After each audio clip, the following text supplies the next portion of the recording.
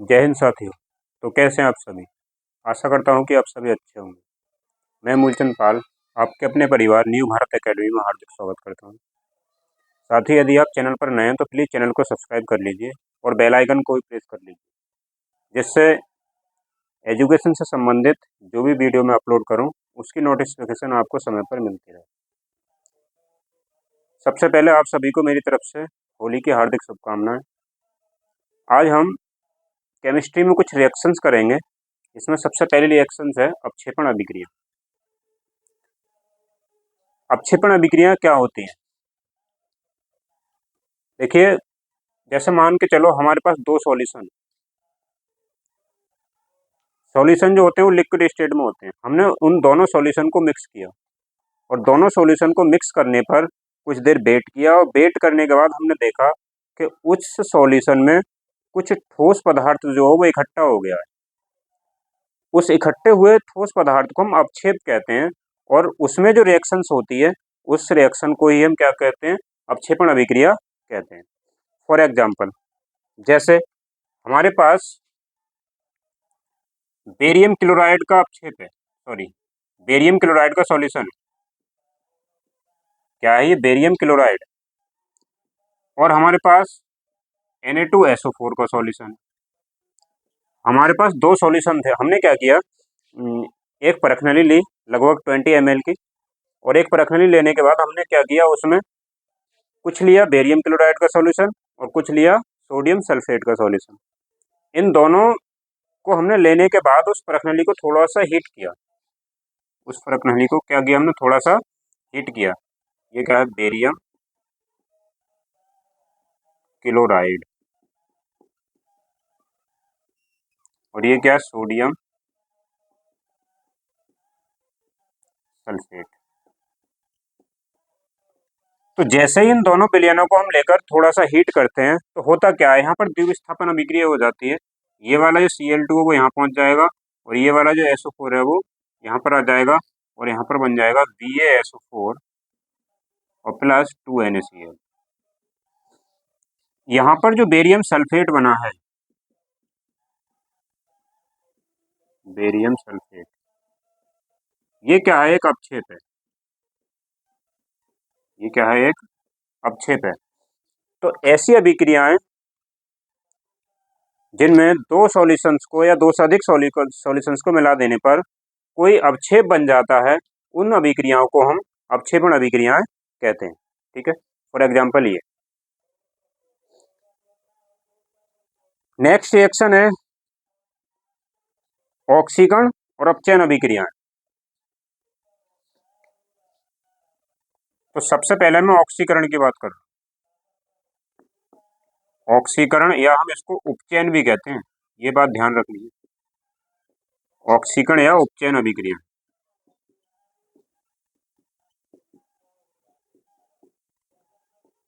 इन अभिक्रियाओं को हम इंग्लिश में कहते हैं ऑक्सीडेशन रिएक्शन।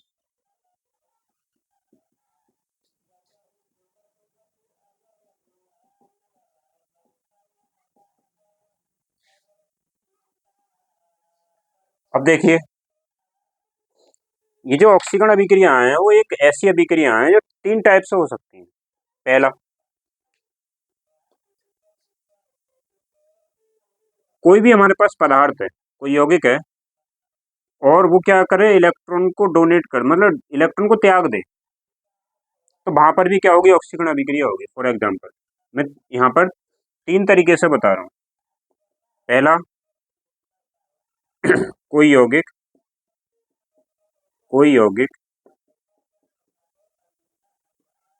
इलेक्ट्रॉन का त्याग करे।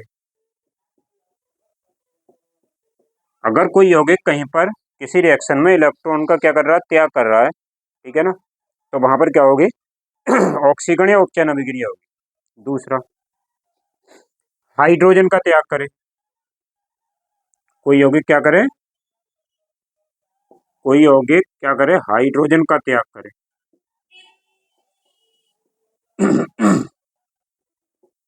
तो भी वहां पर क्या होगी? ऑक्सीकरण अभिक्रिया होगी। तीसरा, अगर कोई यौगिक ऑक्सीजन को एक्सेप्ट करे, क्या करे, अगर किसी यौगिक में ऑक्सीजन जुड़ जाए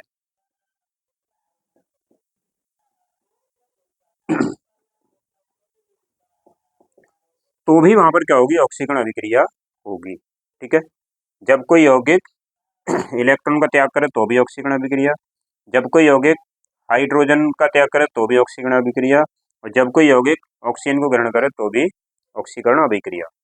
फॉर एग्जाम्पल, जैसे हमारे पास जिंक है, क्या है, जिंक है, और जिंक क्या करता है, हमने इसको इसके साल्ट के सॉल्यूशन में डुबोया तो ये क्या करेगा, Zn2 पॉजिटिव आयन बना लेगा और यहाँ से 2 इलेक्ट्रॉन को रिलीज कर देगा। अब यहाँ से क्या हो रहा है, देखिए जिंक ने क्या किया, 2 इलेक्ट्रॉनों को त्याग दिया और क्या बना लिया, Zn2 पॉजिटिव आयन बना लिया। अब यहाँ पर क्या इलेक्ट्रॉन डोनेट किए जा रहे हैं, इलेक्ट्रॉन क्या हो रहे हैं, डोनेट किए जा रहे हैं, मतलब यहाँ से इलेक्ट्रॉन बाहर निकल रहे हैं। जब इलेक्ट्रॉन बाहर निकल रहे हैं तो क्या है, ये एक ऑक्सीडेशन रिएक्शन है। तो यहाँ पर क्या हो रहा है, ऑक्सीडेशन हो रहा है। ठीक है, दूसरा, जैसे मान लो हमारे पास कार्बन है और कार्बन को हमने वायु में जलाया तो क्या बनेगा, CO2 गैस बनेगी। यहाँ पर क्या किया है, कार्बन से ऑक्सीजन आके जुड़ा है तो यहाँ पर भी क्या है, ऑक्सीडेशन हुआ है। और एग्जाम्पल भी ले सकते हैं हम, जैसे हमारे पास कॉपर है और कॉपर को हमने क्या किया, वायु के साथ हीट कर दिया तो यहाँ से बन जाएगा CuO। यहाँ पर भी क्या है, ऑक्सीडेशन रिएक्शन है। तो ये इस प्रकार से ऑक्सीकरण अभिक्रियाएं हो सकती हैं। ठीक है, 3 टाइप्स हैं इनके, जिन अगर कोई यौगिक इलेक्ट्रॉन का त्याग करे तो भी ऑक्सीकरण अभिक्रिया, हाइड्रोजन को ग्रहण करे तो भी, वो त्याग करे तो भी क्या है, ऑक्सीकरण अभिक्रिया, और ऑक्सीजन को ग्रहण करे तो भी क्या है, ऑक्सीकरण अभिक्रिया। नेक्स्ट टॉपिक पर चलते हैं हम।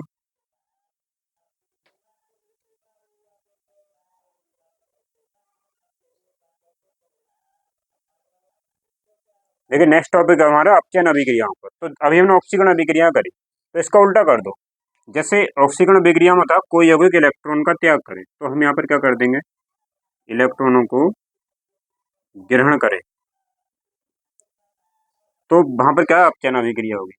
यहाँ पर हाइड्रोजन का त्याग करे तो यहाँ पर क्या होगा, हाइड्रोजन वहां पर जुड़ जाए, हाइड्रोजन का योग करे। ठीक है, और ऑक्सीकरण को ग्रहण करे की जगह क्या कर देंगे, ऑक्सीजन का क्या हो, त्याग हो। तो ये रिएक्शन भी 3 टाइप से होती है। जब कोई तत्व या कोई यौगिक इलेक्ट्रॉनों को ग्रहण करता है तो अपचयन अभिक्रिया। ठीक है, हाइड्रोजन उस पर जुड़ जाए तो भी अपचयन अभिक्रिया, और ऑक्सीजन कहीं से बाहर निकल रहा तो भी क्या है, अपचयन अभिक्रिया। फॉर एग्जाम्पल, जैसे हमारे पास मान लो कॉपर आयंस है, और कॉपर आयंस क्या करते हैं, ये 2 इलेक्ट्रॉन को एक्सेप्ट करके क्या बना लेते हैं, कॉपर धातु बना लेते हैं। तो यहाँ पर क्या कर रहा है, ये कॉपर आयन Cu2 पॉजिटिव ने क्या किया, 2 इलेक्ट्रॉनों को एक्सेप्ट किया और क्या बना लिया, कॉपर बना लिया। तो यहाँ पर क्या हो रहा है, रिडक्शन हो रहा है, दैट इज रिडक्शन रिएक्शन। ठीक है, ये क्या है, एक अपचयन अभिक्रिया है। दूसरा, जैसे मान के चले हमारे पास मान के चले CuO है, और हमने क्या किया, इसको जल के साथ इसको गर्म करना है। CuO को हम क्या कर रहे हैं, जल के साथ गर्म कर रहे हैं। ठीक है, या दूसरी रिएक्शन लो, ये नहीं हो, ये रिएक्शन नहीं होती है।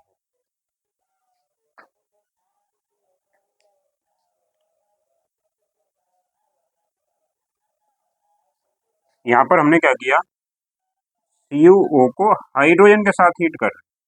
ठीक है, जल नहीं क्या लिया जाएगा, यहाँ पर हाइड्रोजन लिया जाएगा। तो यहाँ पर क्या होगा, ये जो ऑक्सीजन है वो इसके पास ट्रांसफर हो जाएगा, और यहाँ पर क्या बचेगा, केवल कॉपर बचेगा, CuO प्लस क्या बन जाएगा, H2O। अब यहाँ पर तुम देख रहे होगे कि ये जो CuO है, ये वाला, इसने क्या किया, ये Cu में अपचयित हो गया, क्योंकि यहाँ से एक ऑक्सीजन निकल गया, और मैंने अभी ये भी लिखवाया है कि ऑक्सीजन का त्याग करे तो वहां पर क्या है, अपचयन अभिक्रिया होगी।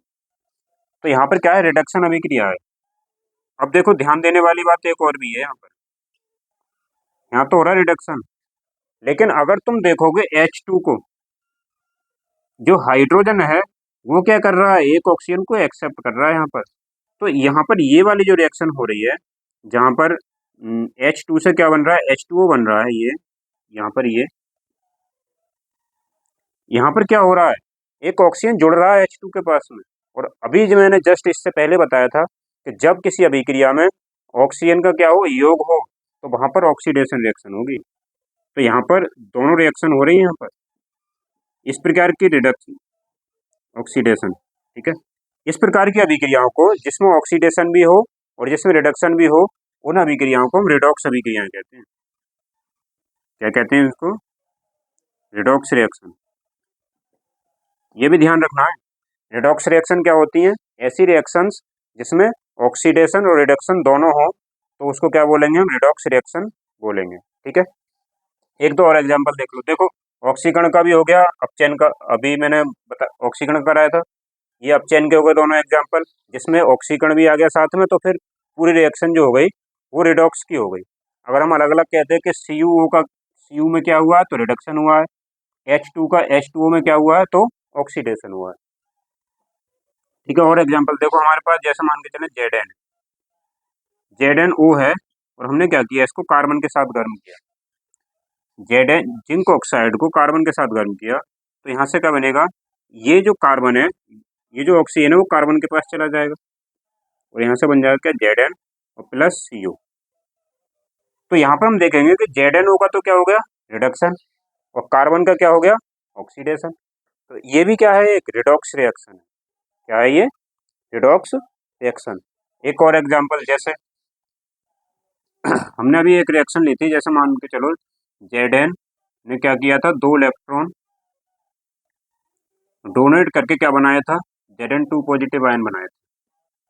और हमने एक रिएक्शन अभी ली, ये वाली, Cu पॉजिटिव ने क्या किया, 2 इलेक्ट्रॉन एक्सेप्ट किए और क्या बना लिया, Cu बना लिया। अगर हम दोनों रिएक्शन को ऐड कर दें तो इससे ही कैंसिल हो जाएगा, तो क्या बचेगा, Zn प्लस Cu2 पॉजिटिव, और यहाँ से क्या बनेगा हमारे पास, Zn2 पॉजिटिव और प्लस Cu।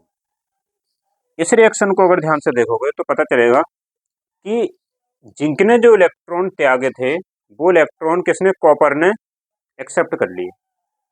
जिंक के त्यागे गए इलेक्ट्रॉन कॉपर ने क्या किया, एक्सेप्ट कर लिया। तो यहाँ पर जिंक का तो हो गया क्या, ऑक्सीकरण, और कॉपर का क्या हो गया, अपचयन। तो ये भी क्या है, एक रिडॉक्स रिएक्शन है, ठीक है। तो आशा करता हूँ कि अब समझ में आ ही गई होगा कि ऑक्सीडेशन रिएक्शन क्या होती है, रिडक्शन रिएक्शन क्या होती है, और रिडॉक्स रिएक्शन क्या होती है।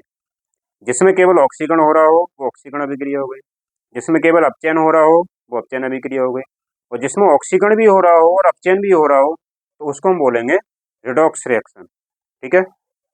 नेक्स्ट टॉपिक,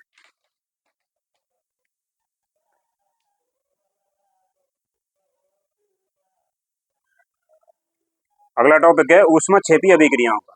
ऊष्माक्षेपी अभिक्रिया, अब देखिए अपने व्यवहारिक जीवन में देखिए, अगर कहीं पर कोई ऐसी रिएक्शन हो रही है, ठीक है, जो उस रिएक्शन को होने के बाद उस माध्यम का टेम्परेचर बढ़ रहा हो, ठीक है।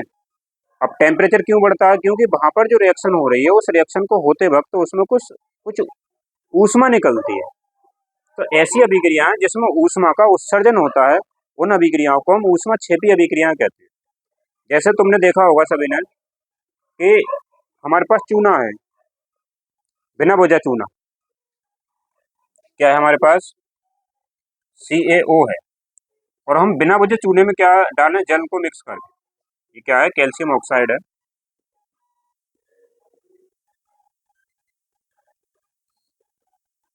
कैल्शियम ऑक्साइड है ये, ठीक है। इसको हम बोलते हैं बिना बुझा चूना, बिना बुझा चूना। हमने कैल्शियम ऑक्साइड में क्या किया, जल को मिला दिया, जल में मिलाने के बाद यहाँ से बुझा हुआ चूना प्राप्त हो जाता है, जिसको हम बोलते हैं कैल्शियम हाइड्रोक्साइड।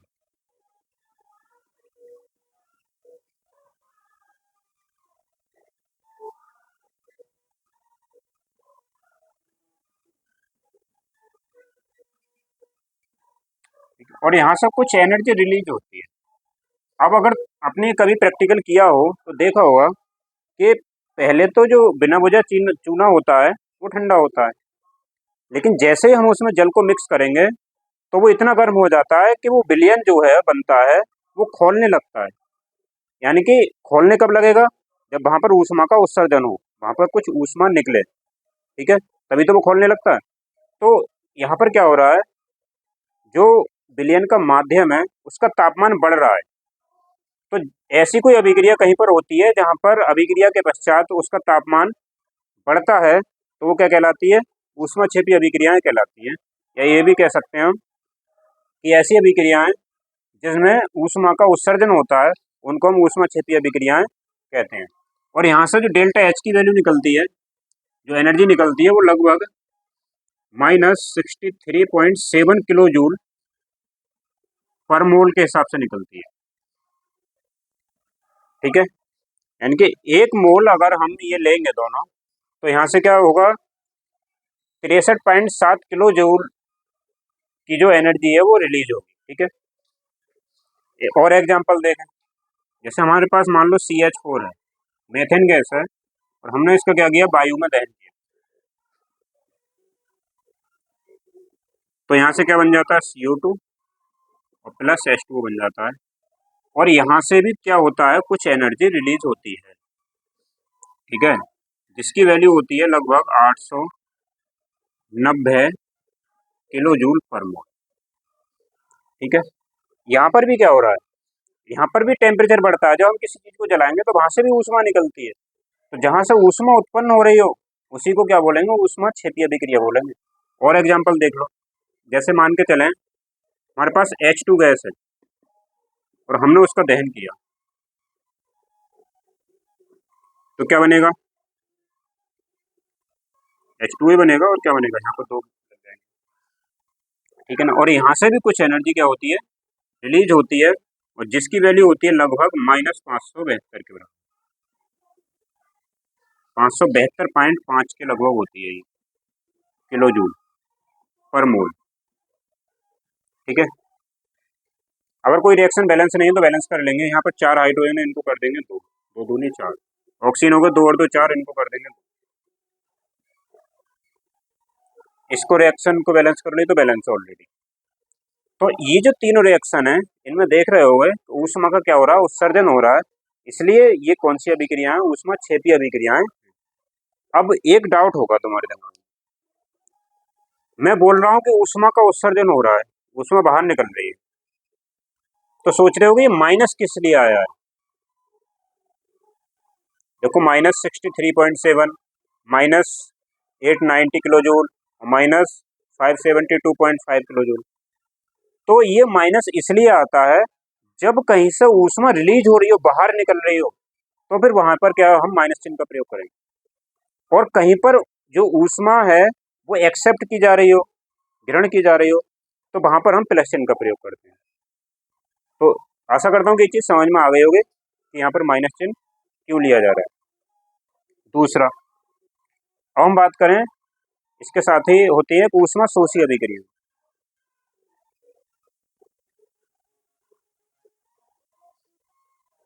अगली जो रिएक्शन है वो है ऊष्मा शोषी अभिक्रिया। अब कुछ रिएक्शंस ऐसी भी होती हैं जिनको होने के बाद उसका टेम्परेचर डाउन हो जाता है।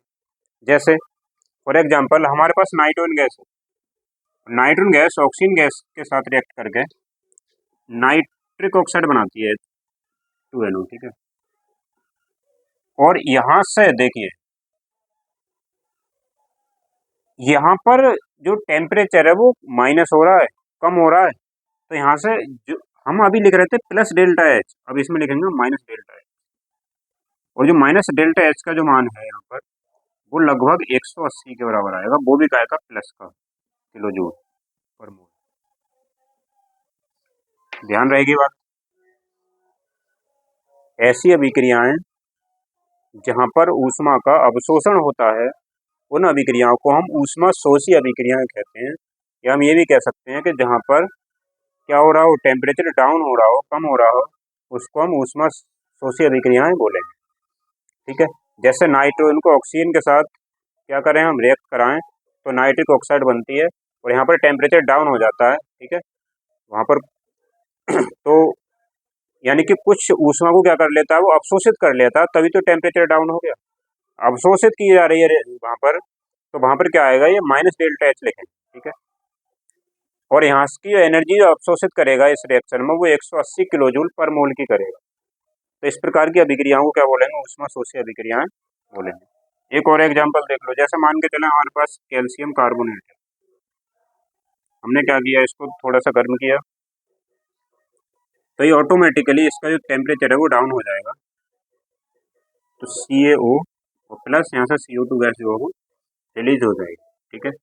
और यहाँ पर माइनस डेल्टा एच, यहाँ पर जो जो एनर्जी को जो क्या करेगा, एक्सेप्ट करेगा, उसकी वैल्यू होगी यहाँ पर लगभग प्लस की 178 किलो जूल पर मोल, ठीक है। तो आशा करता हूँ आज जो मैंने रिएक्शन समझाए हैं वो समझ में आ गई। आज के लिए बस इतना ही, आगे की चीज़ों को देखेंगे अगले सेशन में। तब तक के लिए thank you for watching this video.